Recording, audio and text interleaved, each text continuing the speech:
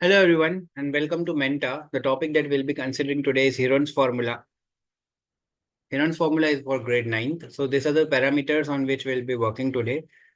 ये part one है। इसके बाद में पार्ट और भी आएंगे क्योंकि और क्वेश्चन सॉल्व करेंगे। मेरा स्टार्टिंग में गोल है कि मैं आपको कंसेप्चुअल क्लैरिटी दे दूं कुछ क्वेश्चंस के साथ में। Then will also be having further things continued. कुछ वीडियो शॉर्ट भी होते हैं कई बार क्योंकि उसके अंदर सिर्फ कंसेप्चुअल क्लैरिटी रहता है, क्योंकि आपने देख लिया उसके बाद में आप खुद से भी क्वेश्चन लगाने की कोशिश करते हो, कुछ नहीं सॉल्व होता है तो फिर हम लोग डिफिकल्ट क्वेश्चन के लिए भी अलग अलग चीज़ों को स्ट्रीमलाइन कर सकते हैं। तो इसमें हम देखेंगे area of triangle by Heron's formula, introduction of different shapes and their areas and area of triangle by okay this is something that I have added again. चलो area of triangle by Heron's formula, लेकिन उससे पहले हम लोग क्या करेंगे कि कुछ शेप्स को आइडेंटिफाई करने की कोशिश करेंगे, कुछ 2D शेप्स को। 2D means two dimensional. Sir two dimensional मतलब कि अगर आप स्पेस में उनकी लोकेशन डिफाइन करोगे तो आपको सिर्फ दो पैरामीटर की जरूरत पड़ेगी। कैसे? देखो, जैसे सर मान लो मुझे स्क्वायर का ये वाला जो वर्टेक्स है इसको डिफाइन करना है, तो इसके कोऑर्डिनेट मैंने लिख दिए 2,4 है कोऑर्डिनेट ज्योमेट्री में। ठीक है, तो ये जो है ये सिर्फ दो पैरामीटर के थ्रू ही चल रहा है। और ये जो 2,4 है ये क्या रिप्रेजेंट कर रहे हैं? X comma y. X is representing what? The abscissa and y is representing ordinate. That means I am only using two parameters to define the position of this vertex in space. That means it is two dimensional. आप अगर अपने room के कोने में देखोगे तो तीन जो है लाइंस हैं इंटरसेक्ट कर रही हैं एक दूसरे को राइट एंगल पे 90 डिग्री पे। मतलब रूम में अगर मैं इस पेन की अगर मेरे को लोकेशन बतानी तो मुझे तीन पैरामीटर की जरूरत पड़ेगी, एक्स वाई और जेड की। तो इसलिए 3D है। ठीक है, और ये कहलाता है ऑर्डर्ड पेयर। ऑर्डर्ड पेयर इसको क्यों बोला गया दोस्तों? क्योंकि इसमें एक्स और वाई जो है, एक्स के बाद ही वाई आएगा, ऑर्डर होगा। ऐसा नहीं कि कभी वाई पहले लिख दिया इच्छा कर गई तो नहीं। तो ट्राइंगल आपको पता है, स्क्वायर आपको पता है, रेक्टेंगल आपको पता है। रेक्टेंगल का ये स्पेशल केस स्क्वायर होता है। क्वाड्रिलेटरल क्या होता है? फोर साइडेड फिगर होता है। इसमें ट्रेपीजियम भी आ गया, ठीक है ना। मतलब नॉर्मल चीजें हैं कि आप क्वाड्रिलेटरल से डील करते हैं, आगे तो क्या क्या चीजें आप फेस करते हैं। ठीक है, let us have a look here. तो ट्राइंगल का एरिया जो होता है वो कैलकुलेट करते हैं हम half into base into height से। और पेरीमीटर का मैंने आपको लास्ट क्लास में एट्थ में भी बता रखा है, कुछ वीडियोस भी शेयर कर रखे हैं कि sum of all the side length. अगर ये एल है, ये बी, मतलब ये बी मत लो आप, इसको कोई दूसरा लेंथ ले लो। ये एल है, ये एम है और ये एन है। तो पेरीमीटर क्या होगा इस ट्राइंगल का? L plus m plus n. क्योंकि ये सिर्फ साइड के लेंथ का सम है। एल भी अगर सेंटीमीटर में तो इसको ऐसे लिखेंगे, l centimetre plus m centimetre plus n centimetre.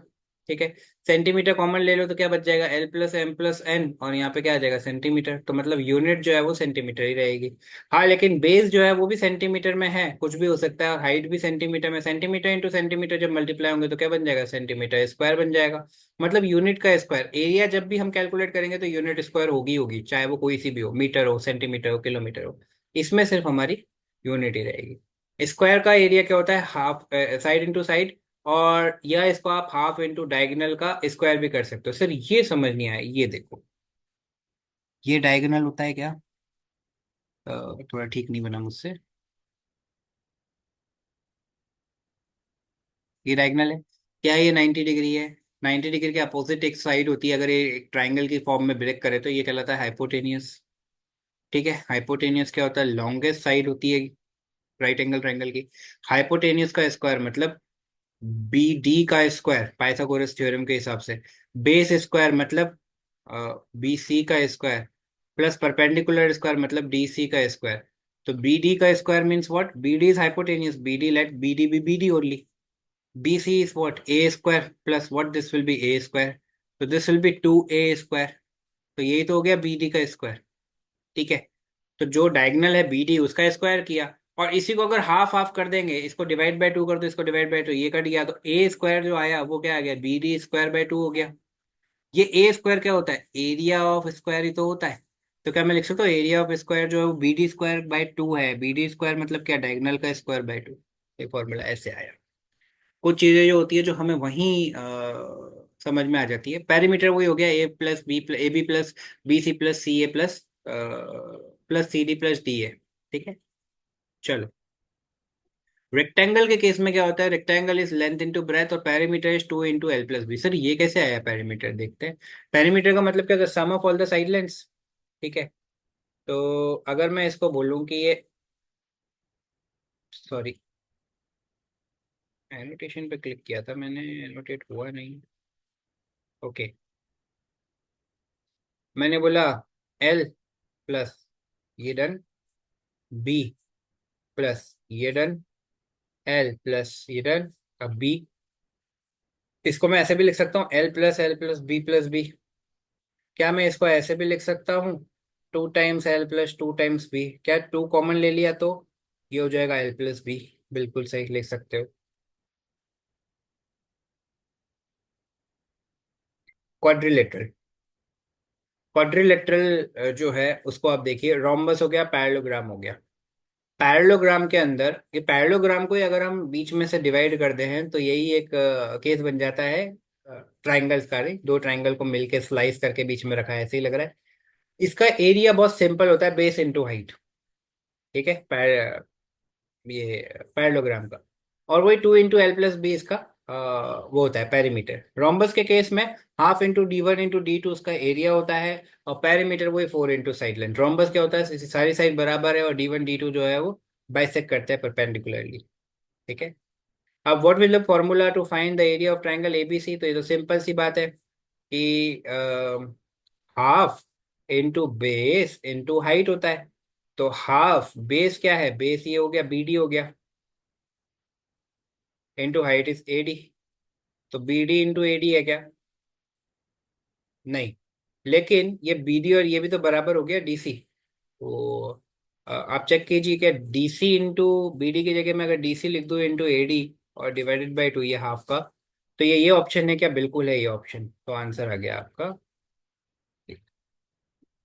What will be the formula to find the area of triangle ABC if triangle ABC is right angled and right angle is at B, और आपको बाकी relevant particular दे रखे हैं, तो क्या रहेगा?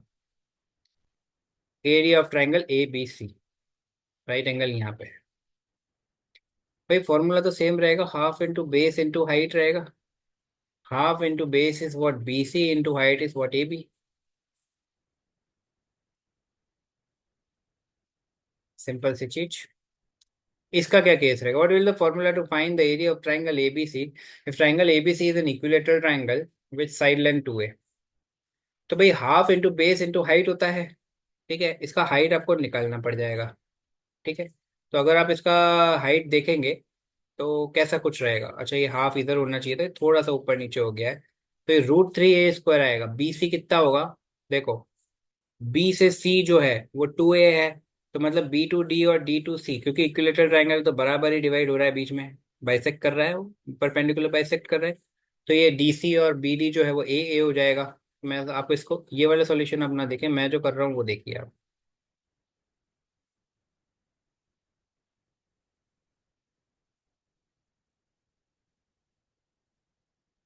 तो base की जगह क्या है, half into A into height क्या है, ये कैसे कैलकुलेट करेंगे? ये राइट एंगल है, ये 2A है, ये A है। तो पाइथागोरस थ्योरम लगाएंगे तो AD कितना हो गया? AD²। भाई होता क्या है, शुरुआत से देखते हैं, देखो। AC का स्क्वायर इक्वल्स, इस वाले ट्रायंगल की बात कर रहे हैं अपन, ट्रायंगल ADC की। ठीक है, AC का स्क्वायर इक्वल्स AD का स्क्वायर प्लस DC का स्क्वायर। हमें तो AD कैलकुलेट करना है, ये तो मेरे पास है, ये A² हो गया, A की जगह रख दी वैल्यू, DC की जगह ये रख दिया, और A का स्क्वायर हो गया, प्लस ये हो गया AD²। ये हमें कैलकुलेट करना है, AC² इज 2A का स्क्वायर। तो यहाँ पे लिख देंगे, कितना आ गया, 4A² equals AD² plus A²। इसे को इधर शिफ्ट कर दो, ये हो गया 3A² इक्वल्स AD²। दोनों तरफ अंडर रूट ले लो, तो √3A equals AD। Plus minus में तो लेना ही नहीं है क्योंकि प्लस ही होगा, माइनस तो होना लिए। तो ये आ गई √3A। ठीक है, base into height is what, √3A। तो ये कितना आ गया, √3A² बाई 2। ठीक है, ऐसे ही होता है।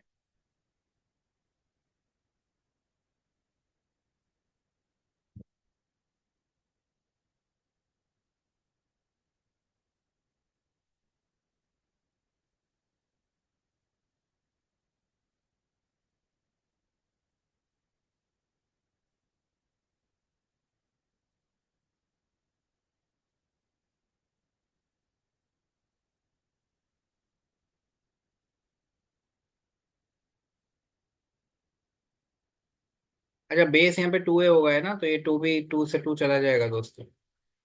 ठीक है ना, I did not notice this is 2a, sorry. √3a² हो जाएगा।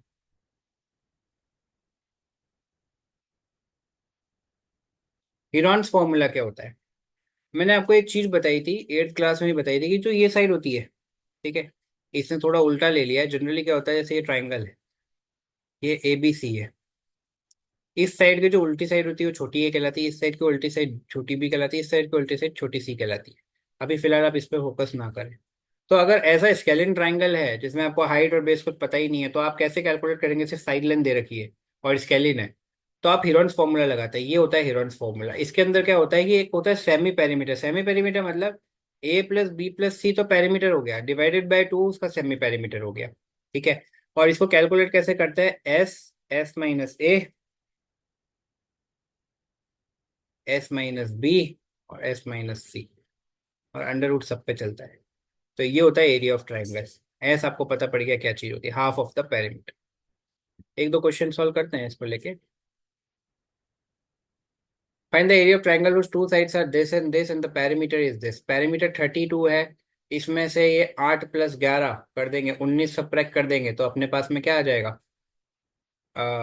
जो है तीसरी साइड आ जाएगी। ठीक है, क्योंकि हमें 3 साइड तो चाहिए ही चाहिए, राइट। तो एक काम करते हैं ना, तीसरी साइड की जरूरत क्यों है? क्योंकि सर माइनस करेंगे साइड में से। तो इसको माइनस करो, कितना आया? 32 और ये 19, सब्ट्रैक्शन नहीं हो सकता, 12 हो गया, ये 2 हो गया, ये कितना हुआ? 9, 10, 11, 12, 3 हो गया, ये कितना हो गया? 1, 13। तो मतलब एक हो गई 8, एक हो गई 11 और एक हो गई 13। इन तीनों को अगर ऐड करेंगे वेरीफाई करने के लिए, तो 32 आएगा, देख लो। ये 13, 11, ये कितना हुआ? 4, ये हो गया 2, 24, 24 + 8 कर दो, कितना आ गया? 32 आ गया। बस क्लियर हो गया। तो आपके पास में क्या है? 13। तीसरी साइड आ गई 13, क्योंकि perimeter sum of all the side length होता है।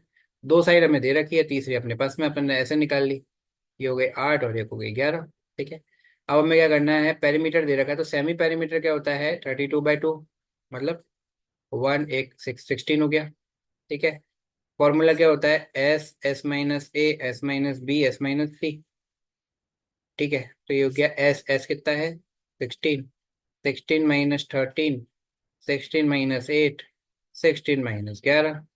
ठीक है, ये कितना हो गया? 16 इंटू ये कितना हो गया? 3 इंटू ये कितना हो गया? 8 इंटू ये कितना हो गया? 5। ठीक है, तो ये हो गया। 16 को मैं लिख दूँ 8 इंटू 2 इंटू 8 इंटू 3 इंटू 5। ये 8 तो बाहर आ गया दोस्त। 2 इंटू 3 इंटू 5, ये कतई बाहर नहीं आने। तो ये कितना हो गया? 8√6 इंटू 5, 30। ठीक है, 8√30 स्क्वायर सेंटीमीटर। भाई यही आंसर कैलकुलेट किया था। ये एक नॉर्मल सा क्वेश्चन था जो मैंने सोचा था होमवर्क देंगे, लेकिन इसका सॉल्यूशन मैंने ऐड कर दिया।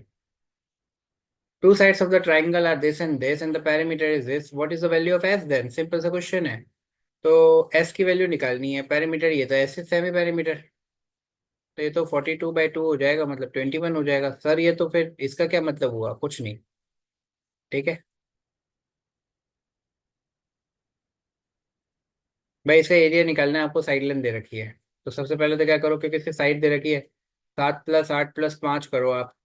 ठीक है ना, 15 + 5 20, 20 हो गया, ये तो हो गया पेरीमीटर। सेमी पेरीमीटर कितना हो गया? 10 हो गया इसका। ठीक है, तो ये हो जाएगा 10, 10 - 7, 10 - 8, 10 - 5। तो ये हो गया 10, 3, 2 और ये 5। तो अब यहाँ पे इसको ऐसे भी लिख सकते हैं, 5 × 2 × 5 × 3 × 2। इस 5 को मैंने इधर लिख दिया थोड़ा सा। ठीक है, इस चीज को ऐसे लिख सकते हैं, 5 × 5 × 2 × 2 × 3। तो ये कितना हो गया? 5 × 2, एक बाहर आ गया, √3 अंदर आ गया, मतलब 10√3 हो गया, और centimetre square. Daily is the correct answer. इसका सेमी पेरीमीटर निकालना है, तो ये तो बहुत ही सिंपल सा क्वेश्चन है भैया। 3K + 4K + 6K divided by 2। ये कितना आया आपका? 10K, 13K/2।